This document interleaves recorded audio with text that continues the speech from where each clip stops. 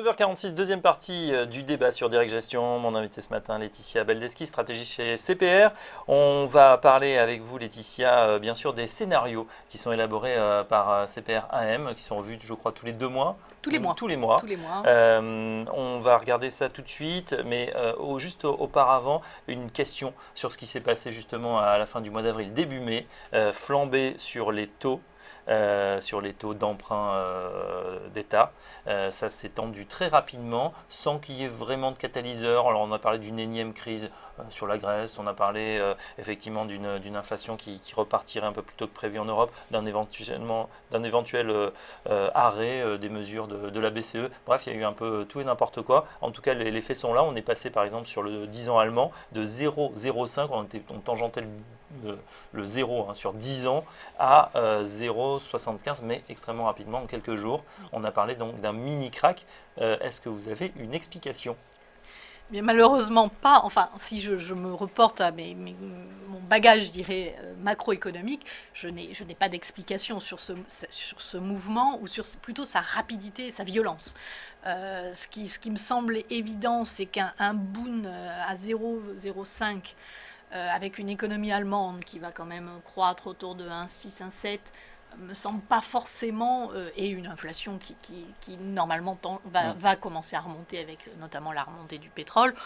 Le boom à 0,05, on rappelle, ça me semble pas être forcément une bonne qui prêtent à ce moment-là acceptent finalement de perdre de l'argent, puisqu'on 0,05 sur 10 ans, ça veut dire que mécaniquement, oui, on perd, ou du moins on gagne rien, on perd de l'argent. On perd de l'argent sur la période. Donc vous dites on était tombé peut-être trop bas à un moment, je pense et il fallait qu'il y a eu, prendre. voilà, effectivement une surévaluation de l'effet du quantitative easing de la BCE. Ouais. Donc c'est clair qu'il est important, ce quantitative easing en masse, puisque par exemple la BCE va acheter plus que les émissions nettes pour l'Allemagne, donc forcément ça crée quand même un appel d'air énorme.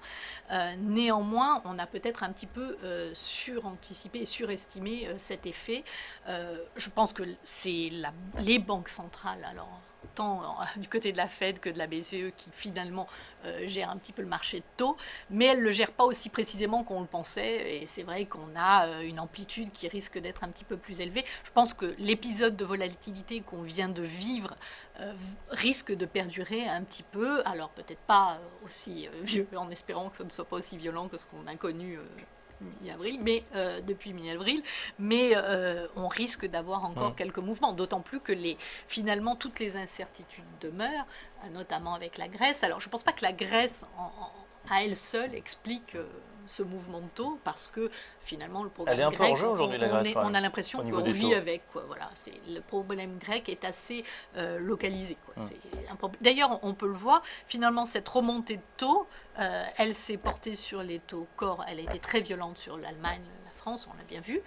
Les spreads périphériques, eux, n'ont pas énormément bougé, donc on voit bien que ce n'était pas une problématique périphérique, donc un effet d'entraînement de la Grèce, c'était tout un repricing, on va dire, des taux, du niveau de taux européen. Alors effet corollaire, évidemment, les actions en ont pâti. Quand on parle de retour de la volatilité, ça s'est fait sur l'ensemble des classes d'actifs extrêmement rapidement. Et là, alors qu'on est tutoyé les sommets, on va prendre le CAC parce que c'est le plus simple, aux alentours de 5200 points, on s'est retrouvé en dessous des 4009 pratiquement. Pour vous, c'était une surprise. À ce moment-là, on n'a presque pas le temps de réagir, j'ai l'impression. On n'a pas le temps de réagir, et d'autant plus quand on gère un portefeuille diversifié où on a tous les actifs qui baissent en même temps. Donc il y a plus, on avait le dollar, on avait un pari depuis le début de l'année sur la hausse du dollar, on se retrouve pris à contre-pied. Il y a les actions, pareil, qui baissent sur l'ensemble des marchés quasiment, et ces taux qui montent, et c'est vraiment autant on avait pu anticiper des scénarios, on y reviendra tout à l'heure, pas forcément ce mois-ci, mais on avait en tête la possibilité qu'effectivement les marchés actions avaient été un peu loin et un peu vite en début d'année, et qu'il y aurait nécessairement une correction, ou en tout cas une respiration et une petite correction. Autant on ne l'attendait pas côté taux d'intérêt et taux d'intérêt corps euro, quoi. C'était vraiment, c'est là où on pensait qu'il y aurait je dirais une correction sur les actifs dits risqués, Et finalement, c'était vraiment sur les taux que la correction était Ouais, la c'est plus... parti des c'est taux. parti des taux. Et taux européens, voilà, nous avons un scénario où on a effectivement un risque de Alors, on va hausse y de venir. taux aux États-Unis, Mm. mais c'était un phénomène, enfin ça partait des États-Unis, même si ça aurait pu entraîner une hausse des taux européens, pardon, c'était vraiment les États-Unis qui étaient à l'initiative. Alors justement, scénario de marché, on en parle tous les mois. CPRM donc met en place, vous réunissez, c'est la grand-messe pour élaborer 3 ou 4 scénarios. On avait 4 au début de l'année, il n'y en a plus que 3. Premier scénario, poursuite des révisions en hausse dans la zone euro. Ça c'est le scénario, je dirais, qui a quand même vos faveurs. On va dire, ça doit être 50, 60% aujourd'hui. Enfin, ça l'était jusqu'à Attendez, ces jours-ci. ensuite, Voilà. un scénario 2, alors adverse, hein, c'est-à-dire mauvaise interprétation de la communication de la Fed par les marchés. Ça, on s'en souvient parce que ça veut dire que la Fed anticipe sur sa remontée des taux et les relève dès juin. Alors on arrive à fin mai, là, celui-là il est peut-être un peu compromis. Et puis le Grexit, sorti de la Grèce, de la zone euro, anticipé.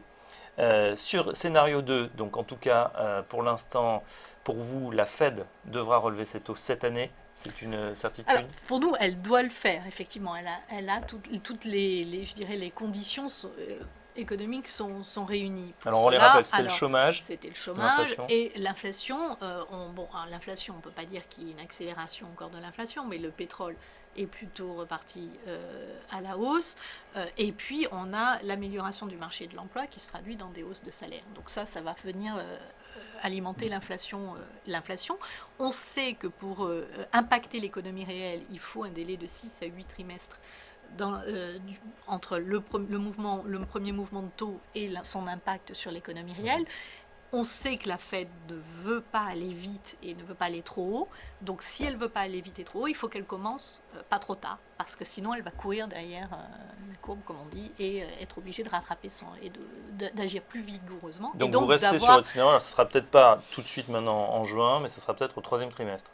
Alors, écoutez, oui, c'est vrai qu'on était parti sur juin quand on avait, je dirais, essayé de déchiffrer toute la communication de la Fed depuis un an maintenant. Bon, cela dit, on a quand même Janet Yellen parle, demain, ça sera après marché pour nous, et elle peut encore annoncer des surprises. Voilà, alors, ce qui est clair, et quand on repense même à l'interview qu'elle a eue, aux échanges qu'elle a eus avec Christine Lagarde, la directrice du FMI, la semaine dernière ou il y a 2 semaines, on voit bien qu'elle veut préparer et communiquer. Et elle dit bien qu'elle n'agira qu'avec une communication. Et pour le moment, sa communication, j'ai lu ce matin au réveil les minutes de la réunion du mois d'avril dernier de la Fed, c'est encore une communication très, très, qui laisse toutes les portes ouvertes. Donc, qui n'exclut pas une hausse en juin, mais qui met quand même l'accent sur les faiblesses ponctuelles que l'on observe dans les indicateurs macroéconomiques. Janet Yellen, on le savait quand elle a été nommée, elle est quand même du côté colombe, on va dire, c'est-à-dire de l'assouplissement et donc d'une remontée qui sera peut-être très très longue. Certains disent qu'elle n'a pas tellement le choix pour pas casser la petite croissance. Oui, c'est vrai que ça a déçu quand même. On rappelle les chiffres au premier trimestre, a été surprenant, plus 0,2%. La trajectoire, là, pour le coup, est devenue un petit peu plus inquiétante ou c'était conjoncturel, cette faible croissance? Quand on lit les minutes de la Fed, effectivement, il constate le fait que cette croissance a été quand même plutôt en deçà des attentes, qu'elle s'explique par des phénomènes, des facteurs conjoncturels, donc le froid, les grèves dans les ports du Pacifique, soit. Elle s'inquiète, elle évoque quand même aussi un problème qui est purement statistique de mesure de cette croissance américaine, en constatant que depuis quelques années, on a systématiquement un premier trimestre qui est très faible, et donc globalement, il y a peut-être un problème de désaisonnalisation des séries, donc ça c'est à voir, c'est pas de son ressort ni du mien, c'est l'Institut statistique américain qui gérera ça, mais donc ce qui veut dire que il ne faut pas non plus s'accrocher complètement à ce chiffre de 0,2 de croissance. Je pense que c'est pour ça qu'elle le dit. Mais vous qui étudiez justement sur une plus longue tendance, On a l'impression effectivement que c'est certes pas une reprise en V comme on l'avait connu suite aux autres crises, les milliards ont été injectés et du coup c'est un peu surprenant de voir finalement une croissance aussi faible en redémarrage normalement. Alors, on est à 2,5 de croissance. C'est vrai qu'en début d'année, on espérait encore 3, 3,5. On est plutôt maintenant sur 2,5, donc un peu en deçà. Maintenant, vous avez quand même un taux de chômage qui est à 5,5, donc quand même bas dans cette économie, historiquement bas. Vous avez, quand on regarde les inscriptions hebdomadaires au chômage, elles sont historiquement bas. On est sur des rythmes de 260 000 nouvelles inscriptions hebdomadaires. C'est historiquement très très faible.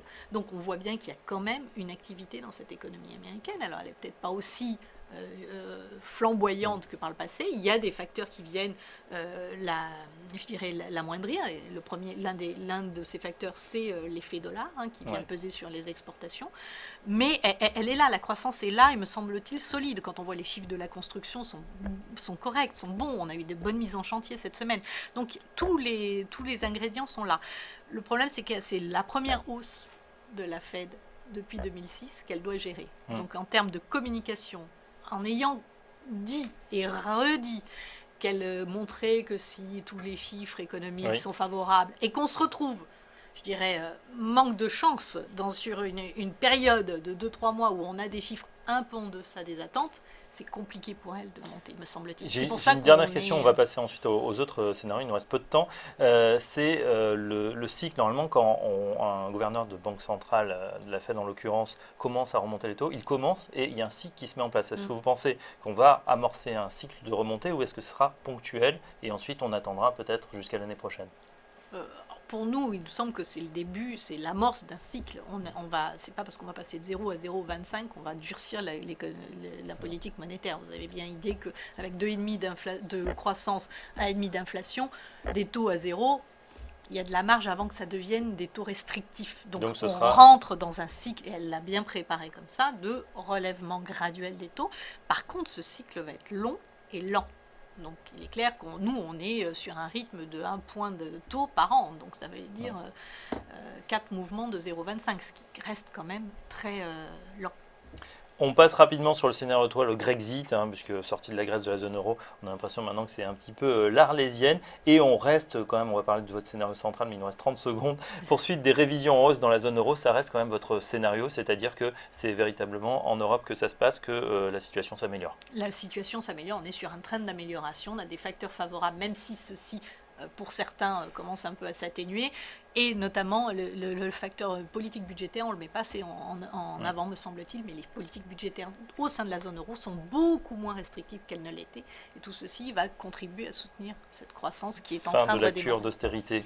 Je n'irai pas jusque-là, mais en tout cas, cette cure d'austérité va vers la fin. Oui, à condition évidemment que ça ne soit pas également la fin des réformes structurelles qui sont attendues et nécessaires. Ça, c'est un autre problème. Et appelées de ses voeux, en tout cas par le banquier central principal Mario Draghi.